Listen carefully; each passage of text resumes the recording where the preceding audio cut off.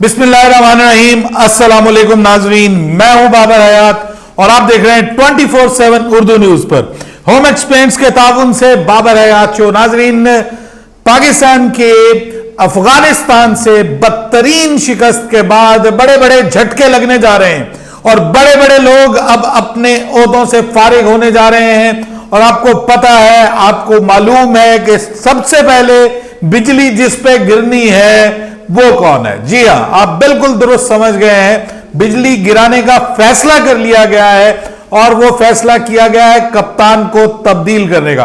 बाबर आजम को हटाने का फैसला कर लिया गया है। यह आज की सबसे बड़ी खबर है जो मैं आपके साथ शेयर कर रहा हूं। पाकिस्तान क्रिकेट बोर्ड में यह बात तय कर ली गई है कि वर्ल्ड कप बाबर आजम का बतौर कप्तान लास्ट असाइनमेंट है और बाबर आजम सिर्फ ओडीआई से कप्तानी से हटेंगे, T20 से हटेंगे या फिर बाबर आजम को टेस्ट की कप्तानी से भी हटाया जा रहा है। इस हवाले से बहुत अहम अपडेट्स आ रही हैं जो आज की इस वीडियो में मैं आपके साथ शेयर करने जा रहा हूं।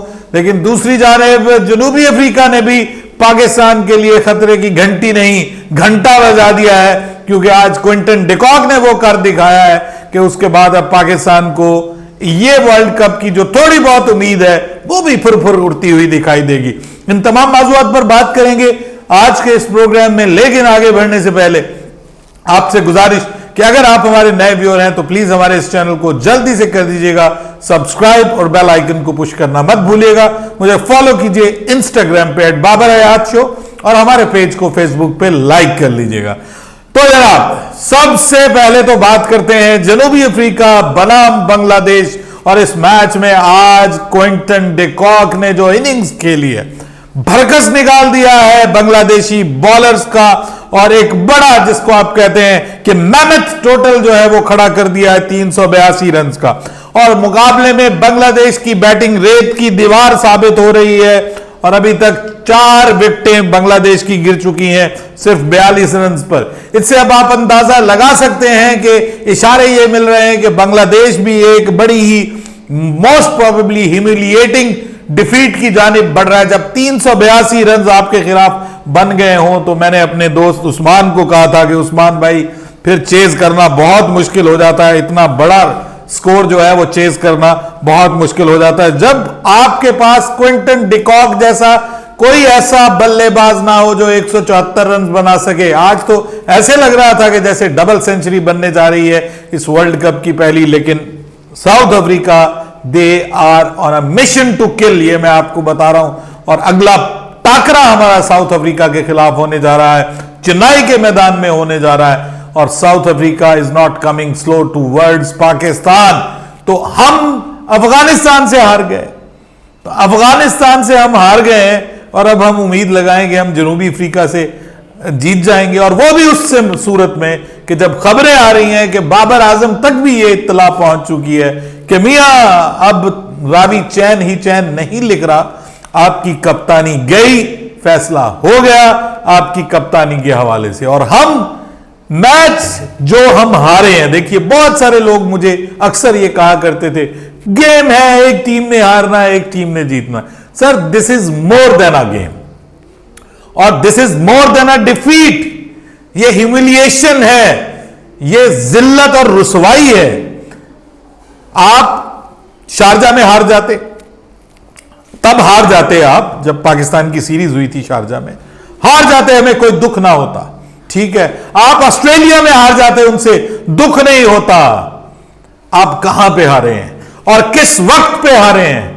और बाबर आजम की कप्तानी और ये पुअर सिलेक्शन, पुअर स्क्वाड जो कैपेबल नहीं है अफगानिस्तान के खिलाफ भी मैच जीतने का। और 8 विकेटों से आप वहां पे हारे हैं। कहां पे हारे हैं?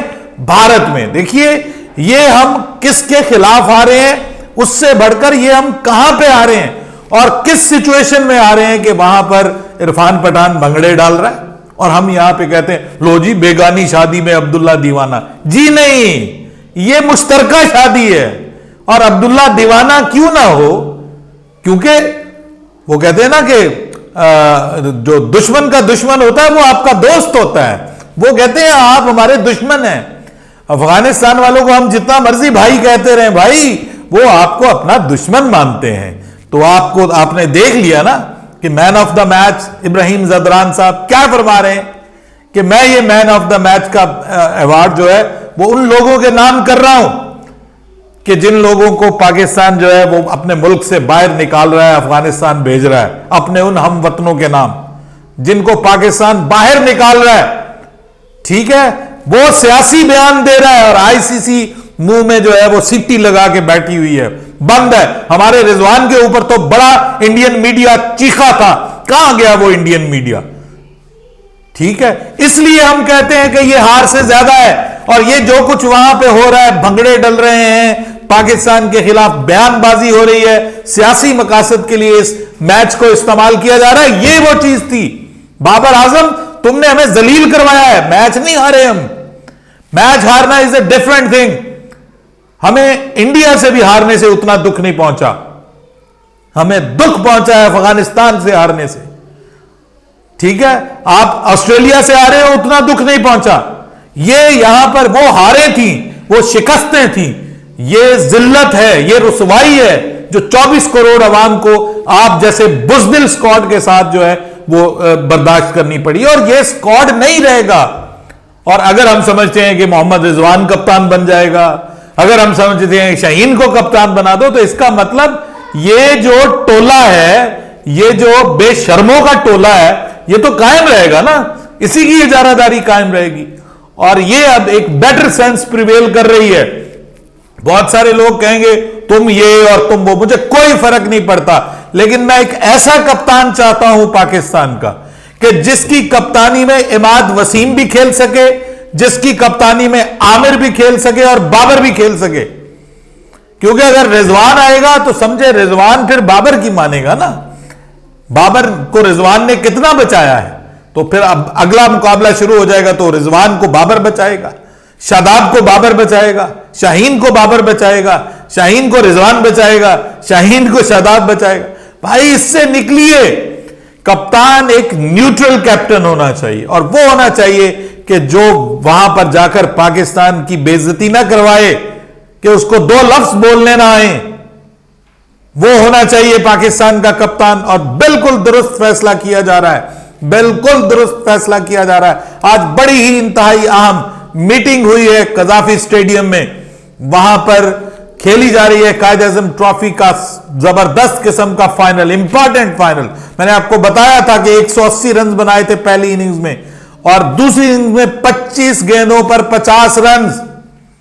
शान मसूद पहले भी आया था, उसको जलील करके निकाला गया, उसको कॉर्नर कर दिया गया, उसको बाहर भगा दिया गया। अनफॉर्चुनेटली वो परफॉर्म भी उस वक्त ना कर पाया, क्योंकि T20 में उसको शामिल कर दिया गया था, जो कि उसका ब्रांड ऑफ क्रिकेट नहीं था। तो आज इंजमामुल हक की बड़ी इंपॉर्टेंट मुलाकात हुई है शान मसूद के साथ, और जो बहुत ही रिलायबल सोर्सेज हैं वो ये बता रहे हैं कि वर्ल्ड कप के फौरन बाद पाकिस्तान की जो नेक्स्ट असाइनमेंट है वो पाकिस्तान का टूर टू ऑस्ट्रेलिया है, जिसमें पाकिस्तान ने 3 टेस्ट मैचेस की सीरीज खेलनी है, बहुत ही इंपॉर्टेंट टेस्ट मैच की सीरीज। वो सीरीज हम बाबर आजम के दांव पे नहीं लगा सकते, ऐसा मानना है पाकिस्तान क्रिकेट बोर्ड का।